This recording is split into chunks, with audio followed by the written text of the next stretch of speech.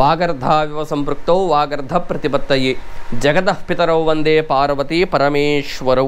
Shri Mata Telugu YouTube channel ప్రేక్షకులందరికీ కూడా నా హృదయపూర్వకంగా నమస్కారాలు. ఈరోజు మనం మేషం నుంచి మీనం వరకు అంటే ద్వాదశ రాశుల వారికి ఈ యొక్క రాశి ఫలితాలు ఏ విధంగా ఉన్నాయి అనేది తెలుసుకునే ప్రయత్నం చేద్దాం. అంతకంటే ముందుగా ఈరోజు మనం ఈ యొక్క గ్రహ మార్పులు ఏ రాశిలో జరుగుతున్నాయో తెలుసుకునే ప్రయత్నం చేద్దాం. ముందుగా చూసినట్టయితే సూర్యుడు 15వ తారీఖున వృషభ రాశి నుంచి మిథున రాశికి వెళ్తున్నాడు. ఆ తర్వాత కుజుడు వచ్చేసరికి 1వ తారీఖున జూన్ 1వ తారీఖున మీన రాశి నుంచి తన స్వస్థానమైన మేషరాశికి సంచారం జరుగుతుంది. ఆ తర్వాత బుధుడు వచ్చేసరికి 14వ తారీఖున వృషభ రాశి నుంచి తన స్వస్థానమైన మిథున రాశికి వెళ్ళడం జరుగుతుంది. ఆ తర్వాత అదే బుధుడు 29వ తారీఖున మిథున రాశి నుంచి కర్కాటక రాశికి మారడం జరుగుతుందన్నమాట. ఆ తర్వాత శుక్రుడు వచ్చేసరికి 12వ తారీఖున తన స్వస్థానమైన వృషభాన్ని వదిలిపెట్టి మిథున రాశికి సంచారం జరుగుతుంది 12వ తారీఖు. ఇది గ్రహ మార్పులు జరుగుతాయి అన్నమాట ఈ జూన్ మాసంలో. అట్లానే మీలో ఎవరికైనా మీ జాతకాన్ని తెలుసుకోవాలి అని ఆసక్తి ఉన్నవారు, మీరెవరైనా ఉద్యోగపరంగా కానీ, వివాహపరంగా కానీ, వ్యాపార పరంగా కానీ, వ్యవసాయ రంగాల్లో ఉండేవారు కానీ, విద్యాపరంగా కానీ ఎటువంటి ఇబ్బందులు ఉన్నా సరే మీ జాతకాన్ని కింద కనిపిస్తున్న వాట్సాప్ నంబర్లో మీరు పుట్టిన డేట్ ఆఫ్ బర్త్ సమయాన్నంతా కూడా పెట్టినట్టయితే మీ జాతకాన్ని చూసి మీకు చక్కటి పరిహారం చెప్పే అవకాశం కూడా ఉందన్నమాట. కాబట్టి మీలో ఎవరికైనా మీ జాతకాన్ని తెలుసుకోవాలి అని ఆసక్తి ఉన్నవారు కింద కనిపిస్తున్న వాట్సాప్ నెంబర్లో నాకు ఒకసారి మెసేజ్ పెట్టవలసిందిగా కోరుతున్నాం. శ్రీమాతా తెలుగు యూట్యూబ్ ఛానల్ చూస్తున్న ప్రేక్షకులందరూ కూడా ఒక చిన్న విన్నపం. అదేమిటంటే ఆ పక్కనే కనిపిస్తున్న సబ్స్క్రైబ్ బటన్ని కూడా మీరు ఆన్ చేసుకొని పక్కనే ఉన్న బెల్ ఐకాన్ని కూడా ఆన్ చేసి పెట్టుకోండి. ఎప్పుడైతే అలా చేస్తారో నేను ఎప్పుడైతే ఈ వీడియో పెడతానో మీకు ఒక నోటిఫికేషన్ రూపంలో రావడం జరుగుతుంది. అట్లానే ఈ వీడియోకి ఒక లైక్ చేయండి. మీ తెలిసిన బంధుమిత్రులు ఎవరైనా ఉంటే వారికి కూడా ఈ వీడియోని షేర్ చేయవలసిందిగా కోరుతున్నాను. అట్లానే ఇక మనం రాశి ఫలితాల్లోకి వెళ్ళిపోదాము. ఇప్పుడు కన్యా రాశి వారికి ఏ విధంగా ఉందో తెలుసుకునే ప్రయత్నం చేద్దాం. కన్యా రాశి వారికి చూసినట్టయితే లగ్నంలో కేతు సంచారం జరుగుతుంది. ఎప్పుడైతే లగ్నంలో కేతు ఉంటాడో కొంత చెడు స్నేహాలు చేసే అవకాశం ఉంది. అట్లానే మీ యొక్క వృత్తిలో చిన్నపాటి ఇబ్బందులు ఉండే అవకాశం ఉంది. మీకు ఎంత జ్ఞానం ఉన్నప్పటికీ సరే, అంటే ఒక విషయం మీద మీకు ఎంత అవగాహన ఉన్నప్పటికీ సరే అది మీకు అంత ఉపయోగపడదనే చెప్పాలన్నమాట. కాబట్టి కొంత జాగ్రత్త వహించండి. అది కాకుండా నేరుగా లగ్నాన్ని రాహు కూడా చూస్తున్నాడు. కేతు ఎక్కడ ఉంటే రాహు అక్కడ చూస్తూ ఉంటాడు కాబట్టి, అట్లానే కేతు కూడా సప్తమాన్ని చూస్తున్నాడు కాబట్టి కొంత వృత్తి రీత్యా మీకు చిన్నపాటి ఇబ్బందులు ఉండే అవకాశం ఉంది. కొంత జాగ్రత్త వహించడం చాలా మంచిది.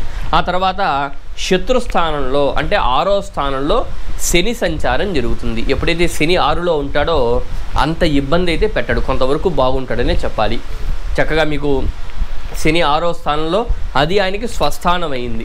ఎప్పుడైతే స్వస్థానంలో శని ఉంటాడో అది 6వ స్థానం అవుతుంది, శత్రుస్థానం అవుతుందో చిన్నపాటి అనారోగ్య సమస్యలు ఇచ్చే అవకాశం ఉంది. అయితే అది పెద్దగా ఇబ్బంది అయితే కాదు. అట్లానే మీకు శత్రు జయం జరిగే అవకాశం కూడా ఉంది. మీరు ఏదైనా ఉద్యోగం చేస్తుంటే ఆ ఉద్యోగంలో నలుగురిలో కల్లా మీకు చక్కటి పేరు ప్రతిష్ట వచ్చే అవకాశం ఉంది. కాబట్టి పెద్దగా ఇబ్బంది లేదు. అయితే కొంతవరకు అనారోగ్య సమస్యలు అయితే ఇస్తాడు కాబట్టి కొంత జాగ్రత్త వహించడం చాలా మంచిది.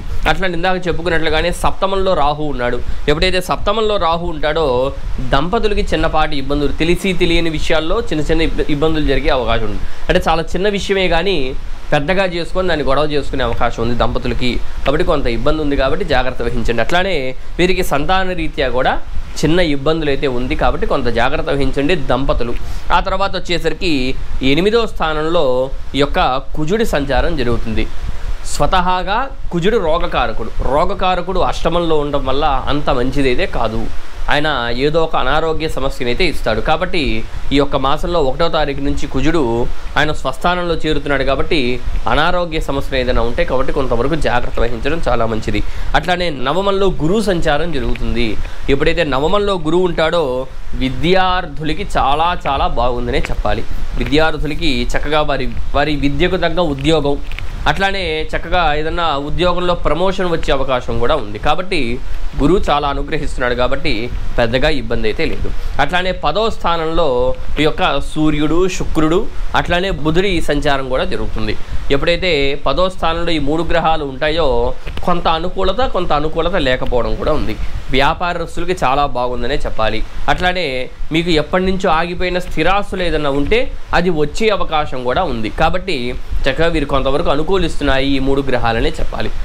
అట్లానే ఇప్పుడు వీరు చేసుకోవాల్సిన పరిహారం ఏమిటయ్యా అంటే ముందుగా వీరు చేసుకోవాల్సింది శనికి ఆరాధన చేయండి. మీరు శనికి ఆరాధన చేస్తే ఆయన ఇచ్చే చిన్నపాటి ఇబ్బందుల్ని అవి తొలగిపోతాయి.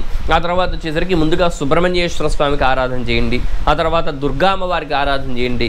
మీ లగ్నంలోనే కేతు ఉన్నాడు కాబట్టి ముందుగా గణపతికి ఆరాధన చేయడం చాలా ఉత్తమం.